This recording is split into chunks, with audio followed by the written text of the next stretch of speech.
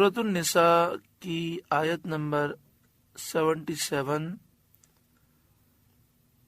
سورۃ النساء کا 11واں رکوع اور 5ویں پارے کا 8واں رکوع۔ اللہ رب العالمین نے ارشاد فرمایا، الم تر الی الذین، کیا آپ نے انہیں نہ دیکھا، قیل لہم، جن سے کہا گیا، کفو ایدیکم، اپنے ہاتھ روک لو، یعنی ابھی جہاد نہ کرو، اپنے ہاتھ جہاد سے ابھی روک لو۔ مشرکین مکہ مکرمہ میں مسلمانوں کو بہت تکلیفیں دیتے تھے۔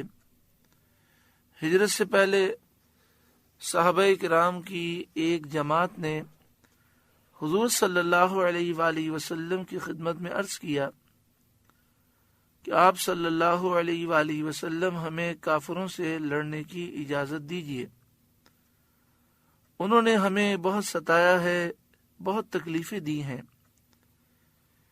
یہ ہمیں بہت اذیتیں دیتے ہیں۔ حضور صلی اللہ علیہ وسلم نے فرمایا، ان کے ساتھ جنگ کرنے سے ہاتھ روکو، نماز اور زکوٰۃ جو تم پر فرض ہے وہ ادا کرتے رہو۔ حضرت صدر الافاضل مولانا نعیم الدین مراد آبادی علیہ رحمہ تفسیر خزائن العرفان میں لکھتے ہیں، اس سے ثابت ہوا کہ نماز و زکوٰۃ جہاد سے پہلے فرض ہوئیں۔ الم تر الی الذین قیل لہم کفوا ایدیکم، کیا آپ نے انہیں نہ دیکھا جن سے کہا گیا اپنے ہاتھ روک لو، یعنی ابھی تم جہاد نہ کرو۔ وَأَقِیمُوا الصَّلَاةَ، اور نماز قائم رکھو، وَآتُوا الزَّکَاةَ، اور زکوٰۃ دو۔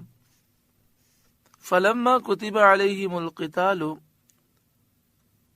پھر جب ان پر جہاد فرض کیا گیا، ہجرت کے بعد مدینہ منورہ میں، اور بدر شریف کی حاضری کا حکم دیا گیا، پھر اس کے بعد احد شریف کی حاضری کا، پھر اس کے بعد اور جنگیں ہوئی اور غزوات ہوئے۔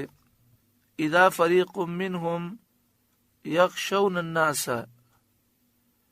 تو ان میں بعض لوگوں سے ایسا ڈرنے لگے، کہ خشیت اللہ، جیسے اللہ سے ڈرے، او اشد خشیہ، یا اس سے بھی زیادہ، یعنی جتنا اللہ سے ڈرنا چاہیے اتنا بعض لوگوں سے ڈرنے لگے، بلکہ اس سے بھی زیادہ۔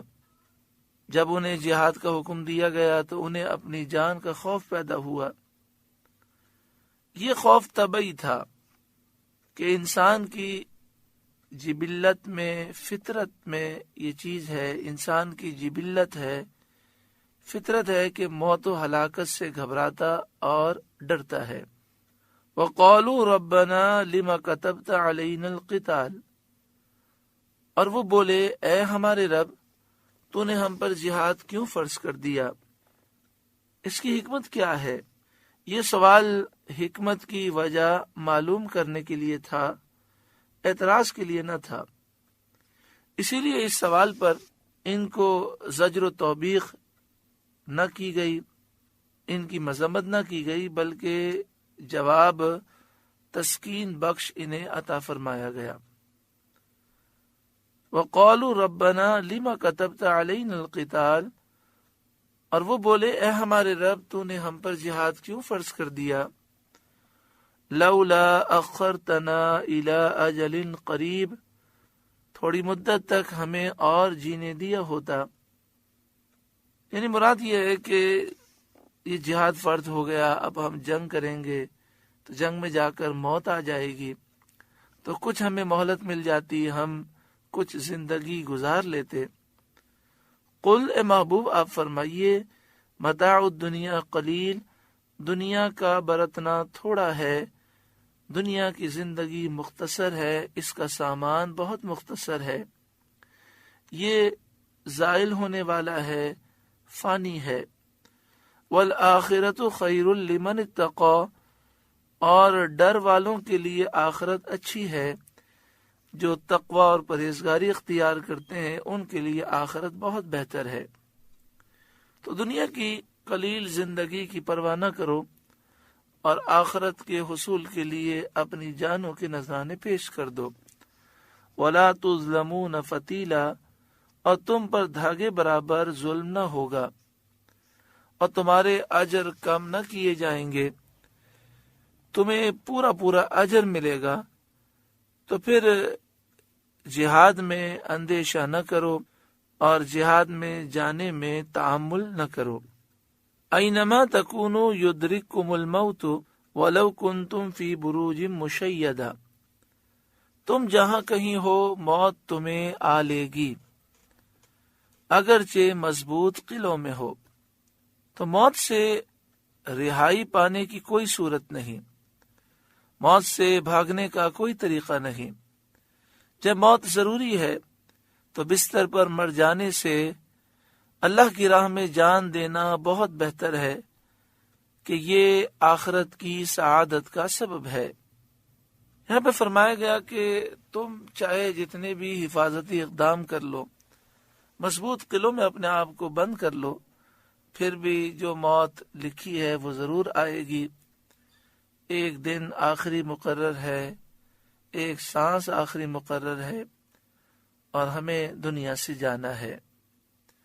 جب موت سے فرار ممکن نہیں تو موت سے ڈرنے کے بجائے آخرت کی تیاری کی جائے، اور اگر میدان جہاد میں موت آ جائے تو اس سے بڑی اور کیا سعادت ہوگی۔ جان تو ویسے ہی جانی ہے، اگر اس جان کے جانے کے بدلے میں آخرت میں کامیابی مل جائے اور شہادت نصیب ہو جائے تو یہ ایک مومن کے لیے سب سے بڑی کامیابی ہے۔ حضرت امام جلال الدین سیوطی علیہ رحمہ نے تاریخ الخلفاء میں یہ واقعہ لکھا کہ ایک بادشاہ تھا، اسے یہ خبر دی گئی کہ تیری موت فلاں دن ہوگی، فلاں وقت ہوگی اور بچھو کے کاٹنے سے ہوگی۔ اب ظاہری سی بات ہے، بادشاہ کو چاہیے تھا کہ وہ اپنی آخرت کی فکر کرتا اور نیک اعمال اختیار کرتا اور ایک ایک دن گنتا رہتا کہ اب میری موت اتنی قریب آ چکی ہے، لیکن یہ دوسرے چکروں میں پڑ گیا۔ اس نے ماہرین کو بلایا اور یہ پوچھا کہ یہ بتائیے کہ بچھو سے بچنے کی کیا کیا تدابیر کی جا سکتی ہیں۔ تو ماہرین نے اس کو بہت ساری تدابیر بتائیں، وہ ساری تدابیر اس نے اختیار کی۔ اس نے ایک صاف ستھرا تالاب بنایا، اس کو اس نے بالکل خالی کر دیا، اچھی طرح اس تالاب کو چیک کیا، پھر گھوڑے کو اپنے ہاتھ سے غسل دیا اور اچھی طرح گھوڑے کی ٹانگوں اور کان وغیرہ کو چیک کیا کہ کہیں کوئی بچھو نہ ہو۔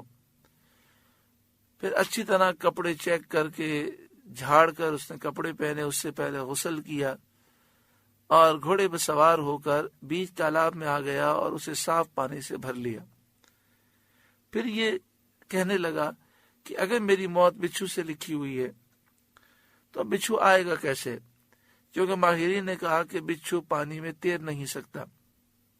تو وہ کہنے لگا کہ میں تالاب میں کھڑا ہوں، چاروں طرف پانی ہے اور گھوڑے پر میں بیٹھا ہوں، میرا گھوڑا تالاب میں کھڑا ہے، چاروں طرف پانی ہے، بچھو نہ گھوڑے پر ہے، نہ میرے لباس میں ہے، نہ پانی میں ہے، تو اب وہ باہر سے آئے گا تو کس طرح تیر کے پہنچے گا۔ جیسے ہی وہ وقت آیا تو امام جلال الدین سیوطی علیہ رحمہ فرماتے ہیں کہ جو وقت اس کی موت کا لکھا تھا وہ وقت آیا تو گھوڑے نے اس کی طرف منہ کیا اور اسے چھینک آئی، اس کے ناک کے اندر سے بچھو نکلا اور وہ اس کے اوپر گرا اور اس نے ایسا ڈنک مارا کہ وہ اسی وقت ہلاک ہو گیا۔ اینما تکونوا یدرککم الموت ولو کنتم فی بروج مشیدہ، تم جہاں کہیں ہو موت تمہیں آ لے گی اگرچہ مضبوط قلعوں میں ہو۔ ہم جتنے بھی حفاظتی اقدامات کریں، جتنا بھی اپنی صحت کا خیال کریں، ہم لمحہ بلمحہ موت کے قریب ہوتے جا رہے ہیں اور موت اپنے وقت پر آئے گی۔ ہمارے لیے وہ اچانک ہوگی، لیکن اللہ تعالیٰ نے اس کا ایک وقت مقرر کیا ہے۔ اللہ تعالیٰ ہمیں سچی پکی توبہ کرنے کی توفیق عطا فرمائے، ہمیں جذبہ جہاد شوق شہادت نصیب فرمائے، ناموس رسالت پر، حضور کے نام پر ہمیں اپنا سب کچھ قربان کرنے کا رب العالمین جذبہ عطا فرمائے۔ وَإِن تُصِبْهُمْ حَسَنَةٌ يَقُولُوا هَذِهِ مِنْ عِنْدِ اللَّهِ، اور انہیں کوئی بھلائی پہنچے، یعنی پیداوار کی کثرت ہو جائے، پھلوں کی اور اناج کی کثرت ہو، مالی طور پہ فوائد پہنچے ہیں، بارشیں اچھی ہو جائیں، یقولوا هذه من عند اللہ، تو کہتے ہیں یہ اللہ کی طرف سے ہے۔ یعنی یہ منافقین کی عادت ہے کہ جب انہیں کوئی بھلائی پہنچے تو کہتے ہیں یہ اللہ کی طرف سے ہے۔ وَإِن تُصِبْهُمْ سَيِّئَةٌ يَقُولُوا هَذِهِ مِنْ عِنْدِكَ، اور انہیں کوئی تکلیف پہنچے، جیسے قحط سالی ہو جائے، بارشیں بند ہو جائیں، فصلیں خراب ہو جائیں، یقولوا هذه من عندك، تو کہتے ہیں یہ آپ کی طرف سے آئی۔ سرکار دو عالم صلی اللہ علیہ وآلہ وسلم کو یہ کہتے ہیں کہ یہ مشکلات ہمیں آپ کی وجہ سے آئی ہیں، جب سے آپ مدینے میں آئے ہیں ہمارے لیے پریشانیاں ہی پریشانیاں ہیں، نعوذ باللہ من ذالک۔ کتنے بد نصیب لوگ ہیں۔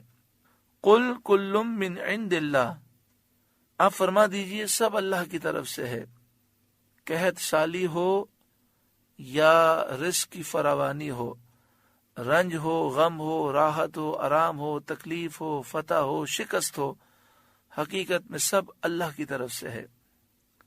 فَمَا لِهَٰؤُلَاءِ الْقَوْمِ لَا يَكَادُونَ يَفْقَهُونَ حَدِيثًا، تو ان لوگوں کو کیا ہوا، کوئی بات سمجھتے معلوم ہی نہیں ہوتے، یعنی اتنی جہالت والی باتیں وہ کرتے ہیں۔ ما اصابک من حسنۃ فمن اللہ، اے سننے والے تجھے جو بھلائی پہنچے وہ اللہ کی طرف سے ہے، وہ اللہ کا فضل ہے، اس کی رحمت ہے۔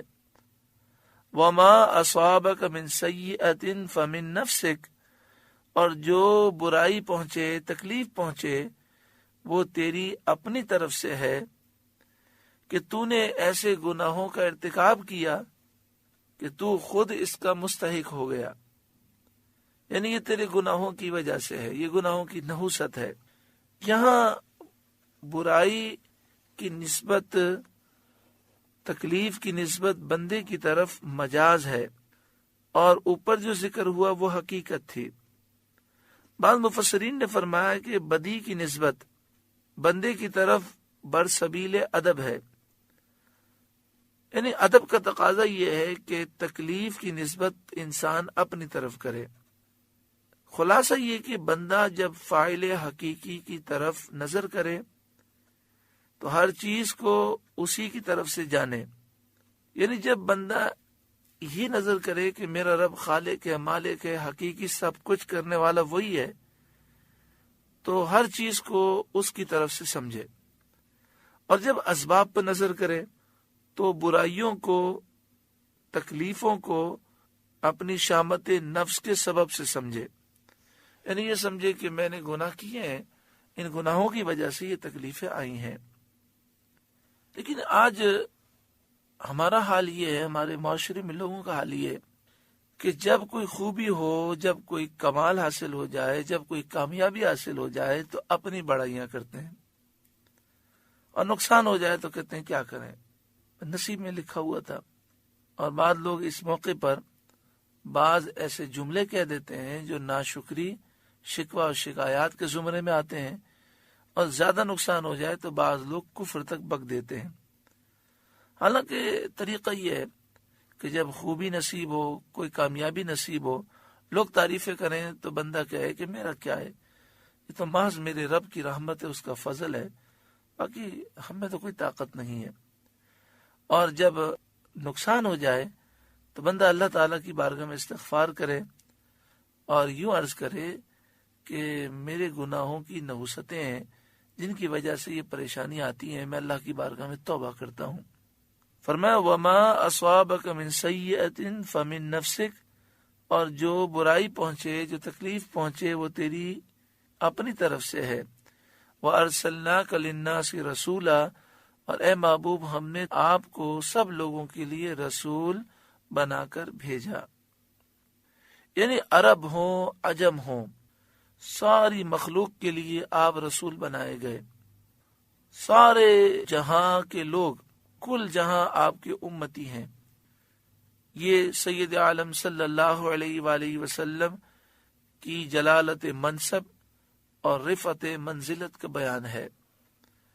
وَكَفَى بِاللَّهِ شَهِيدًا، اور اللہ کافی ہے گواہ.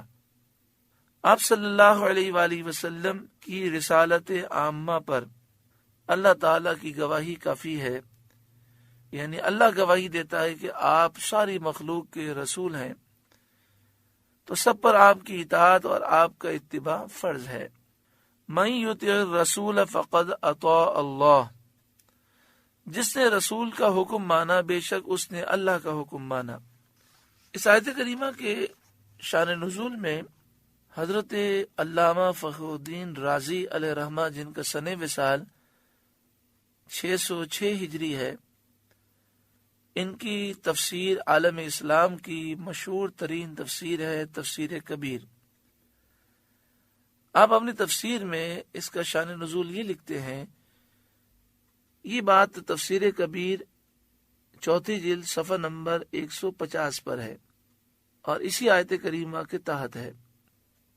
ان النبی صلی اللہ علیہ وآلہ وسلم کان یقول من احبنی فقد احب اللہ، بے شک نبی اکرم صلی اللہ علیہ وآلہ وسلم فرمایا کرتے کہ جس نے مجھ سے محبت کی اس نے اللہ سے محبت کی. ومن اطاعنی فقد اطاع اللہ، اور جس نے میری فرمانبرداری کی اس نے اللہ کی فرمانبرداری کی. فقال المنافقون، تو منافق بولے، لقد قارب هذا الرجل الشرک، بے شک ضرور یہ مرد شرک کے قریب ہو گیا ہے. انداز دیکھیں کس قدر بے ادبی کا انداز ہے. اور نبی اکرم صلی اللہ علیہ وسلم پر شرک کا منافقین الزام لگا رکھے ہیں. وَهُوَ أَن يَنْهَا أَن نَعْبُدَ غَيْرَ اللَّهِ، حالانکہ ہمیں منع کرتے ہیں کہ غیر اللہ کی پوجا ہم نہ کریں. وَيُرِيدُ أَن نَتَّخِذَهُ رَبًّا، اور چاہتے یہ ہیں کہ ہم انہیں رب مان لیں. كَمَا اتَّخَذَتِ النَّصَارَى عِيسَىٰ، جیسا کہ عیسائیوں نے عیسیٰ علیہ السلام کو خدا مان لیا. فَأَنزَلَ اللَّهُ هَذِهِ الْآيَةَ، تو اللہ نے اس آیت کو نازل فرمایا. اور اسی مفہوم کی بات تفسیر خازن 1 جلد صفحہ نمبر 405 پر حضرت علامہ علاء الدین علی بن محمد بن ابراہیم البغدادی نے لکھی ہے، جن کا سن وصال 725 ہجری ہے. جس طرح آج کل کے گستاخ بے دینوں کی عادت ہے کہ جب بھی نبی اکرم صلی اللہ علیہ وآلہ وسلم کی شان و عظمت کا ذکر ہو تو فوراً الزام لگا دیتے ہیں کہ آپ نے تو حضور صلی اللہ علیہ وسلم کو اللہ سے ملا دیا.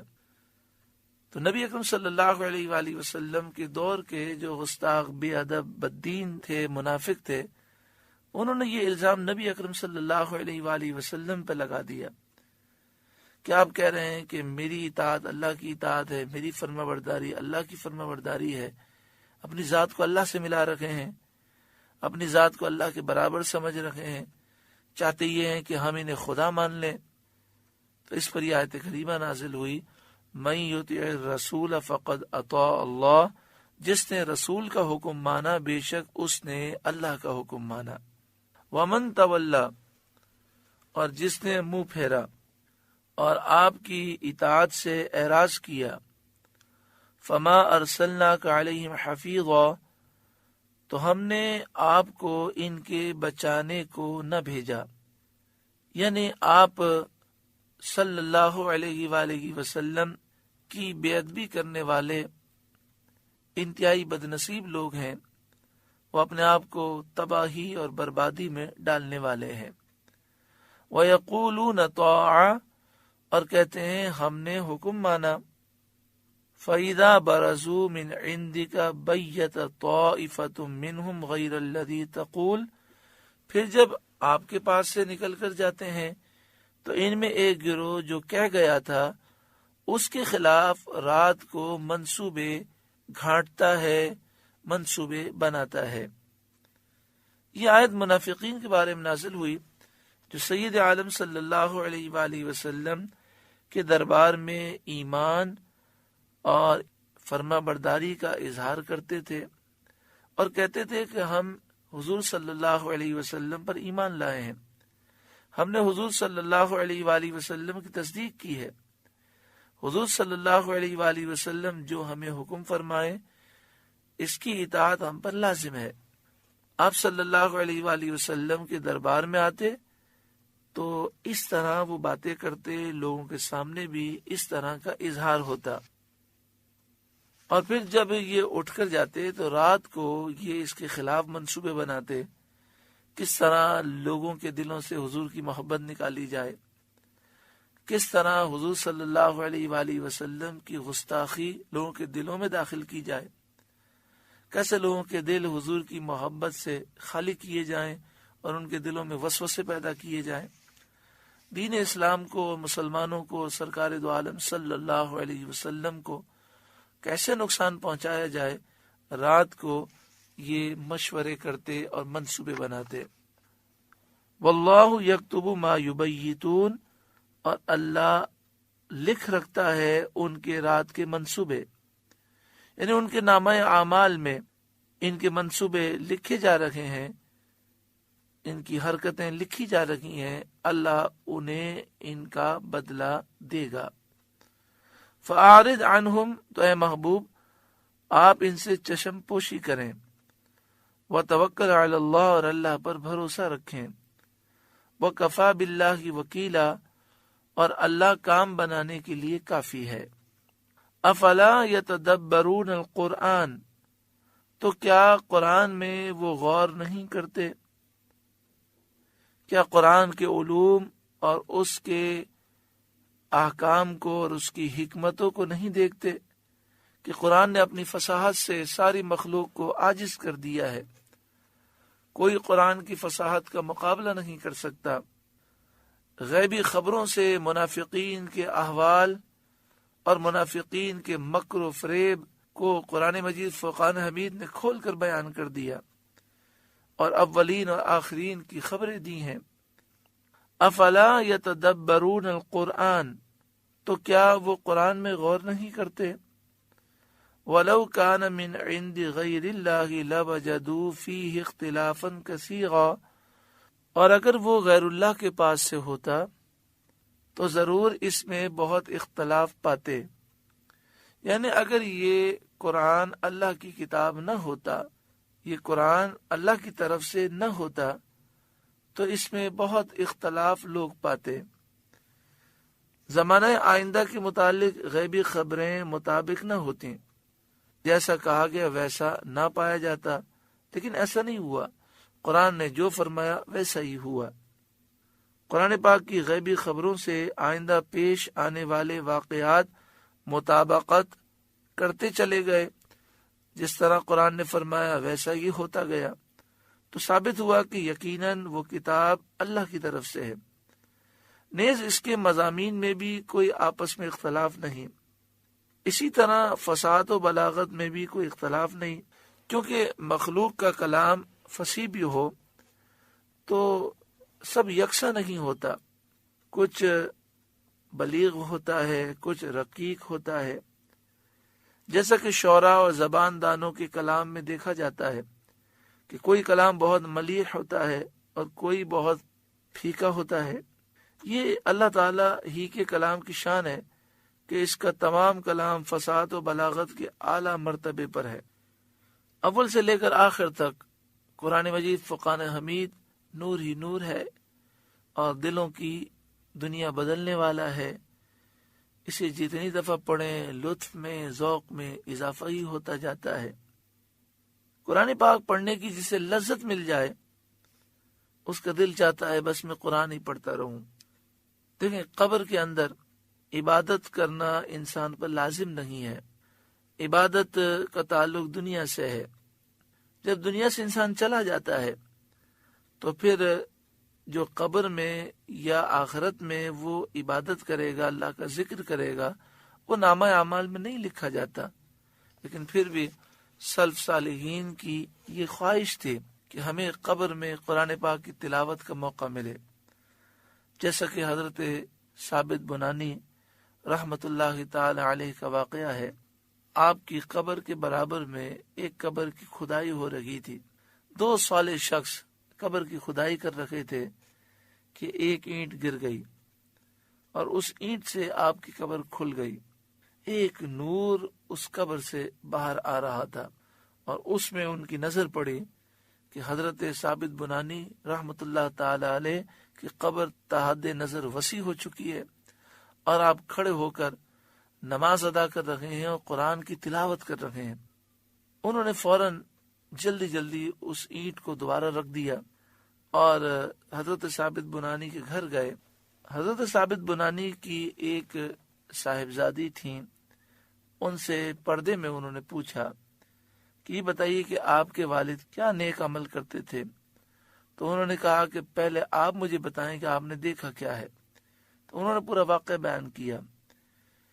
تو آپ کی صاحبزادی کہنے لگیں کہ میرے والد قرآن پاک کثرت سے پڑھا کرتے تھے، پوری رات قرآن پاک کی تلاوت کرتے، اور جب قرآن پاک مکمل ہوتا، ختم قرآن کا موقع ہوتا، تو ختم قرآن کے موقع پر دعائیں قبول ہوتی ہیں، تو آپ ایک دعا ہر دفعہ کیا کرتے کہ اے اللہ، میں قرآن پاک پڑھ کر بڑی لذت پاتا ہوں، تو مجھے قرآن پاک قبر میں بھی پڑھنے کی اجازت مرحمت فرما، اور مجھے توفیق دے کہ میں قبر میں بھی قرآن پاک پڑھوں۔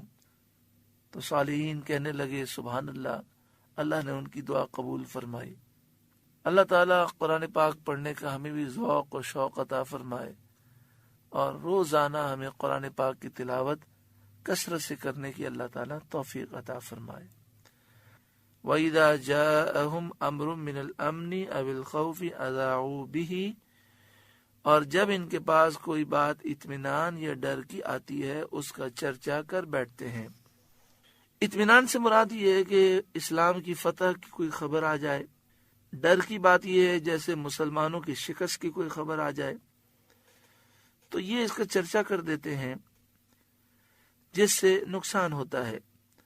مسلمانوں کی فتح کی شہرت سے کفار میں جوش پیدا ہو جاتا ہے، اور مسلمان سے وہ انتقام لینے کے لیے آگے بڑھتے ہیں، تو کبھی کبھی فتح کی شہرت دینے کا بھی وقت نہیں آیا ہوتا۔ مسلمان پہلے اس شہر کو فتح کر کے اپنے مقام تک واپس آ جائیں اور محفوظ جگہ پہنچ جائیں، پھر خبر دینے کا فائدہ ہوتا ہے، لیکن منافقین اس طرح کی خبروں کو اڑا کر مسلمانوں کو نقصان پہنچاتے ہیں۔ اسی طرح کبھی کبھی شکست کی خبر سے مسلمانوں کی حوصلہ شکنی ہوتی ہے۔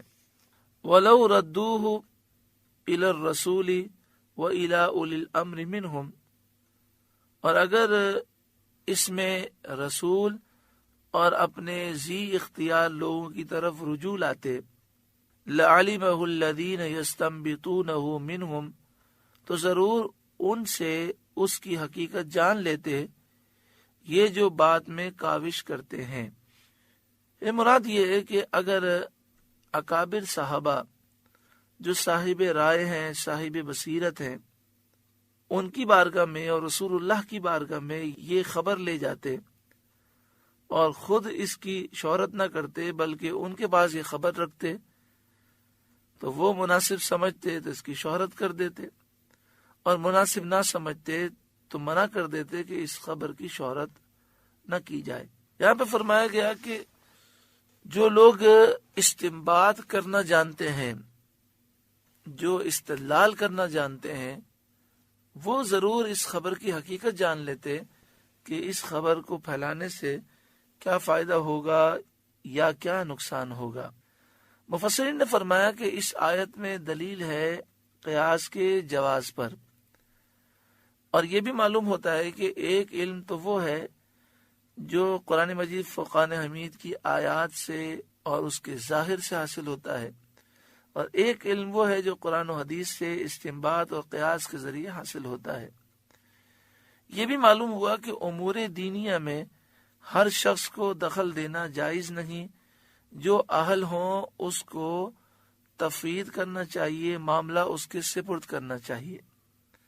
آج ہمارے معاشرے میں جو بہت بڑی خرابی پیدا ہوئی، وہ خرابی یہ پیدا ہوئی کہ مختلف قسم کے ٹی وی چینل آ گئے، اور ٹی وی چینل پر کسی بھی دینی مسئلے پر بحث جب کی جاتی ہے تو دین کے ماہرین کو نہیں بلایا جاتا، بلکہ ایک یا دو دینی ماہرین ہوتے ہیں، باقی مختلف شعبوں کے لوگ ہوتے ہیں، اور پھر وہ علم نہ ہونے کے باوجود دینی مسئلے میں بک بک کرتے ہیں، اپنی غلط رائے دیتے ہیں، جس سے لوگ دین کے معاملات میں مس گائیڈ ہوتے ہیں، وہ غلط سمجھ لیتے ہیں۔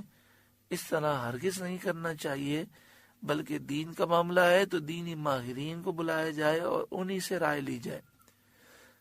اور پھر یہاں پر جو ہوسٹ ہوتا ہے یا اینکر پرسن جو ہوتا ہے، وہ بات میں بیچ میں اپنی بات وہ ڈالتا رہتا ہے، علماء گفتگو کر رہے ہوتے ہیں اور وہ اپنی رائے کا دخل دیتا جاتا ہے، اور پھر ہوتا ہی ہے کہ جب پروگرام ختم ہوتا ہے تو آخر میں فائنل جو بات کرتا ہے وہ ہوسٹ کرتا ہے، جو بالکل جاہل ہوتا ہے، یا اگر بالکل جاہل نہیں ہوتا تو عالم نہیں ہوتا، وہ قرآن و حدیث کا ماہر نہیں ہوتا۔ پھر بے پردہ عورتوں کو بٹھایا جاتا ہے، کرکٹر بیٹھے ہوتے ہیں، عام کاروباری آدمی ہوتے ہیں، ڈاکٹر، انجینئر، جس کا دل چاہتا ہے بیٹھ کر قرآن و حدیث پر تبصرے شروع کر دیتا ہے۔ لیکن یہ صرف ظلم قرآن و حدیث کے معاملات میں کیا جاتا ہے۔ اگر ڈاکٹری کا مسئلہ ہو تو ڈاکٹروں کو بٹھائیں گے، اگر انجینئرنگ کا مسئلہ ہو تو انجینئر کو بٹھائیں گے، ہاں جب دین کا مسئلہ ہو تو ہر ایک کو بٹھا دیتے ہیں، چاہے وہ دینی مسئلے میں ماہر ہو یا نہ ہو۔ تو یہاں پر مفسر فرماتے ہیں کہ امور دینیہ میں ہر شخص کو دخل دینا جائز نہیں ہے، جو اہل ہو معاملہ اس کے سپرد کرنا چاہیے۔ وَلَوْلَا فَضْلُ اللَّهِ عَلَيْكُمْ وَرَحْمَتُهُ، اور اگر تم پر اللہ کا فضل اور اس کی رحمت نہ ہوتی، لَاتَّبَعْتُمُ الشَّيْطَانَ إِلَّا قَلِيلًا، تو ضرور تم شیطان کے پیچھے لگ جاتے مگر تھوڑے۔ یہاں پر فرمایا اگر تم پر اللہ کا فضل نہ ہوتا۔ اللہ کے فضل سے مراد نبی اکرم صلی اللہ علیہ وآلہ وسلم کی بعثت اور آپ کی آمد ہے، اور تم پر اس کی رحمت نہ ہوتی، تو رحمت سے مراد قرآن پاک کا نزول ہے۔ تو اگر یہ دو چیزیں نہ ہوتی تو تم ضرور شیطان کے پیچھے لگ جاتے اور کفر میں اور گمراہی میں گرفتار رہتے، لیکن اللہ تعالیٰ نے تمہیں اپنے محبوب کے صدقے میں اور قرآن کے صدقے میں ہدایت عطا فرما دی، اور تم کفر سے اور گمراہی سے باہر نکل گئے۔ یہاں پہ فرمایا الا قلیلا، ہاں تھوڑے لوگ ایسے ہوتے کہ جو قرآن کے نزول سے پہلے بھی اور حضور کی آمد سے پہلے بھی حق پر قائم تھے اور بعد میں بھی وہ قائم رہتے، جیسے زید بن عمرو بن نفیل، ورقہ بن نوفل، قیس بن ساعدہ، یہ وہ اہل کتاب تھے جو حضور کی آمد سے پہلے حق پر قائم تھے۔ فقاتل فی سبیل اللہ، تو اے محبوب اللہ کی راہ میں لڑو، چاہے کوئی آپ کا ساتھ دے یا نہ دے، چاہے آپ اکیلے رہ جائیں، لیکن اللہ کی راہ میں لڑیں۔ اللہ اکبر۔ صدر الافاضل مولانا نعیم الدین مراد آبادی علیہ رحمہ اس پر تفسیری حاشیہ کیا لکھتے ہیں؟ تو اے محبوب اللہ کی راہ میں لڑو کے تحت لکھتے ہیں خواہ کوئی تمہارا ساتھ دے یا نہ دے اور تم اکیلے رہ جاؤ۔ مسلمان کو یہ پرواہ نہیں کرنی چاہیے کہ حق میں کون میرا ساتھ دے گا۔ حق پر انسان قائم رہے اور حق کے لیے اپنا سب کچھ قربان کرے۔ لوگ ساتھ دیں تو ٹھیک، نہ دیں تب بھی وہ پریشان نہ ہو، وہ اپنا کام کر لے۔ لا تکلف الا نفسک، آپ تکلیف نہ دیے جائیں گے مگر اپنے دم کی، صرف خود اللہ کی راہ میں نکل جائیں، آپ اسی کے مکلف ہیں، اور دوسروں کو ترغیب دلائیں۔ اگر لوگ نہیں نکلتے تو وہ خود اس کے ذمہ دار ہیں۔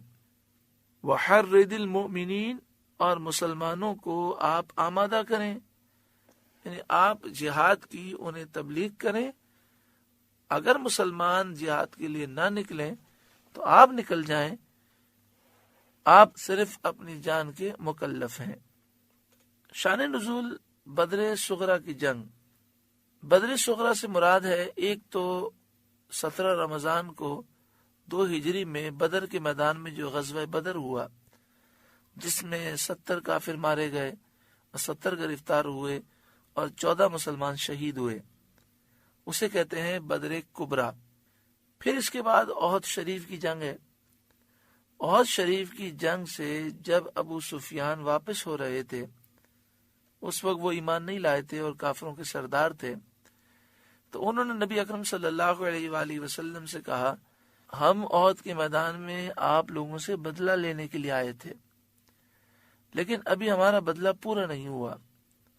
آپ نے ہمارے 70 آدمی مارے تھے اور 70 گرفتار کیے تھے، تو ہم نے آج احد کے میدان میں 70 آدمی آپ کے مار دیے، لیکن ہم کسی کو گرفتار نہیں کر سکے، تو ابھی بدلہ لینا باقی ہے۔ آئندہ سال بدر کے مقام پر ہماری اور آپ کی جنگ ہوگی۔ تو نبی اکرم صلی اللہ علیہ وآلہ وسلم نے انشاءاللہ فرمایا۔ جب اس کا وقت آ پہنچا تو رسول کریم صلی اللہ علیہ وآلہ وسلم نے وہاں جانے کے لیے لوگوں کو دعوت دی۔ اس وقت ابو سفیان کا ایک جاسوس بھی مدینہ شریف میں آ چکا تھا، اور اس نے لوگوں کو کافروں کی تیاریوں کے بارے میں بہت زیادہ ڈرا دیا، یعنی کافروں کی طاقت کو بہت زیادہ بڑھا چڑھا کر اس نے پیش کیا، جس سے مسلمان پریشان ہو گئے۔ تو بعد مسلمانوں پر اب بدر کے میدان میں جانا گرا ہوا بھاری گزرا، تو اللہ تعالیٰ نے یہ آیت نازل فرمائی اور اپنے حبیب صلی اللہ علیہ وآلہ وسلم کو حکم دیا کہ وہ جہاد نہ چھوڑیں اگرچہ تنہا ہوں، اللہ آپ کا ناصر ہے، اللہ کا وعدہ سچا ہے۔ یہ حکم پا کر رسول کریم صلی اللہ علیہ وآلہ وسلم بدر صغرا کی جنگ کے لیے روانہ ہوئے۔ صرف 70 سوار آپ کے ہمراہ تھے۔ اللہ تعالیٰ نے آپ کو فتح عطا فرمائی۔ جب آپ بدر کے میدان میں پہنچے تو کافروں پر ایسا رعب طاری ہو گیا کہ وہ راستے سے بھاگ گئے، بدر کے میدان میں وہ نہ پہنچ سکے۔ مسلمانوں کے پاس مال تجارت تھا، وہیں بدر کے میدان میں انہوں نے بیچ کر بہت زیادہ نفع کمایا اور بڑی شان و شوقت کے ساتھ وہ واپس ہوئے۔ عسى الله ان يكف باس الذين كفروا، قریب ہے کہ اللہ کافروں کی سختی روک دے۔ چنانچہ ایسا ہی ہوا، مسلمانوں کا یہ چھوٹا سا لشکر کامیاب آیا اور کفار ایسے مروب ہوئے کہ وہ مسلمانوں کے مقابل میدان میں نہ آ سکے۔ اس آیت سے ثابت ہوا کہ سید عالم صلی اللہ علیہ وآلہ وسلم شجاعت میں، بہادری میں سب سے اعلیٰ ہیں۔ آپ کو تنہا کفار کے مقابل تشریف لے جانے کا حکم ہوا اور آپ اس کے لیے آمادہ بھی ہو گئے، اور آپ کی زبان پر یہ کلمات حسبنا اللہ و نعم الوکیل کافروں کے مقابلے میں آپ تشریف لے گئے، اور صرف 70 افراد آپ نے اپنے ساتھ رکھے۔ صحابہ کہتے ہیں کہ میدان جنگ میں آپ اس جگہ پر کھڑے ہوتے جہاں پر بڑے سے بڑا بہادر بھی کھڑے ہونے میں خوف محسوس کرتا۔ صحابہ کہتے ہیں کہ جو حضور کے برابر میں صحابی کھڑے ہوتے، ہم انہیں سب سے زیادہ بہادر سمجھتے کہ حضور کے برابر میں کھڑا رہنا میدان جنگ میں ایک مشکل ترین امر تھا، کیونکہ حضور میدان جنگ میں جو سب سے مشکل جگہ ہوتی وہاں پر کھڑے ہو کر دشمن کا مقابلہ کرتے۔ واللہ اشد بأسا و اشد تنکیلا، اور اللہ کی آنچ سب سے سخت تر ہے اور اس کا عذاب سب سے کرا ہے، یعنی اللہ رب العالمین کا عذاب بہت سخت ہے، اس کی پکڑ بہت سخت ہے۔ کفار اللہ کے عذاب سے اور اس کی پکڑ سے بچ نہ سکیں گے۔ من یشفع شفاعتا حسنتا یکن لہ نصیب منہا، جو اچھی سفارش کرے، کسی سے کسی کی سفارش کرے کہ اس کو نفع پہنچائے یا کسی مصیبت یا بلا سے اسے نجات دلائے، اور وہ سفارش شریعت کے موافق ہو، تو فرمایا اس کے لیے اس میں سے حصہ ہے. من یشفع شفاعتا حسنتا، جو اچھی سفارش کرے، یکن لہ نصیب منہا، اس کے لیے اس میں سے حصہ ہے. اس آیت کریمہ سے یہ معلوم ہوا کہ ہمیں ایک تو نیکی کی ترغیب دینی چاہیے. جب ہم نے کسی کو نیکی کی ترغیب دی، کوئی عمل کرے گا تو جب تک عمل کرے گا ہمیں ثواب ملے گا.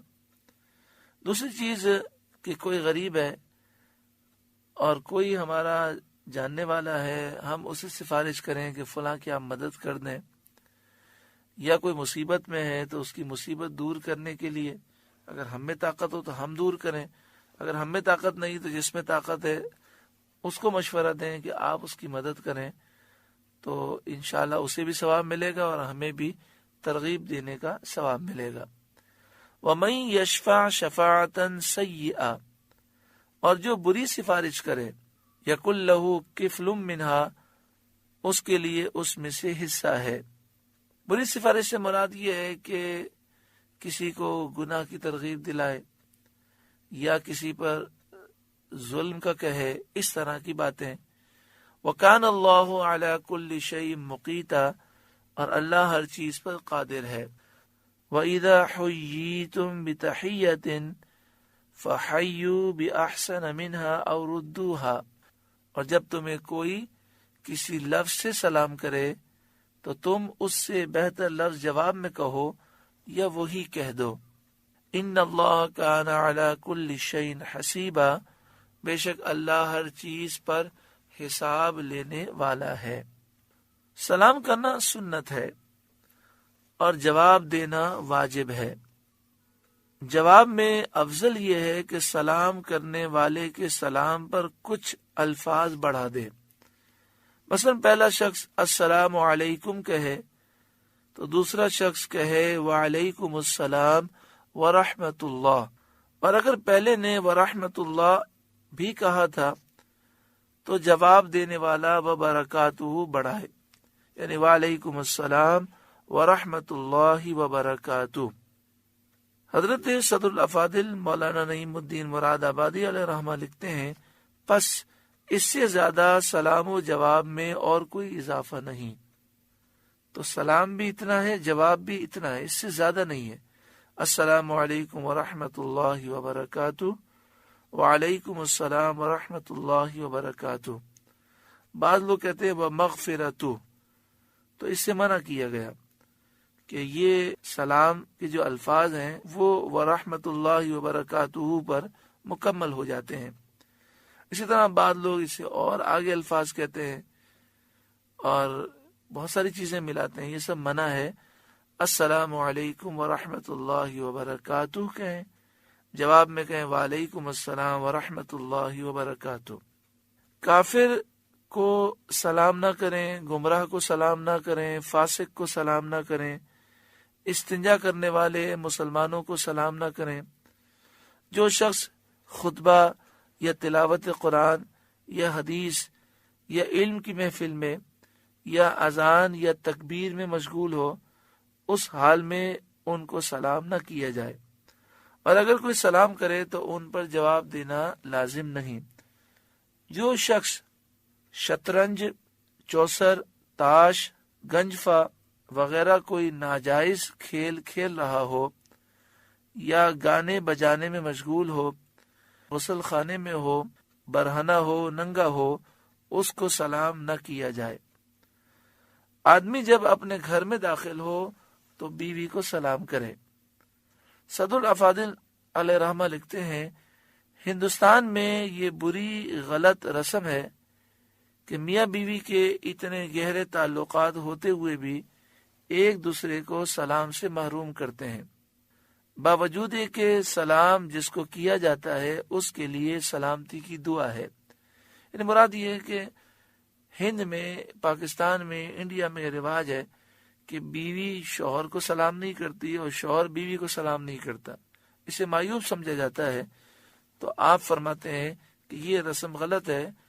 حالانکہ اتنے خاص تعلقات ہیں پھر بھی ایک دوسرے کو سلامتی کی دعا سے کیوں محروم کیا جاتا ہے.